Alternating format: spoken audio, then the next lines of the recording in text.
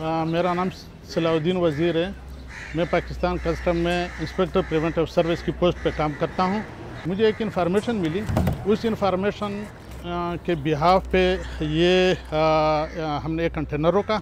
ये आपको नज़र आ रहा है ना, एसेटिक एसिड ग्लेशियल, ये इसने डिक्लेयर किया हुआ था। इसके बारे में मुझे इन्फॉर्मेशन मिली कि ये एसेटिक एसिड ग्लेशियल नहीं है, इसमें समथिंग कुछ और है।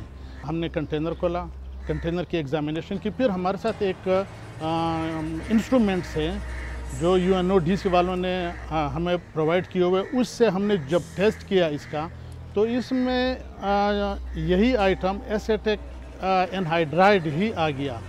मतलब जो लिखा हुआ था वो नहीं आया। हेरोइन बनाने में मेजर रोल है इसका, और IEDs बनाने में इसका मेजर रोल है। ये इन दो पर्पस के लिए मतलब इनका इसमें काफ़ी यूज़ है।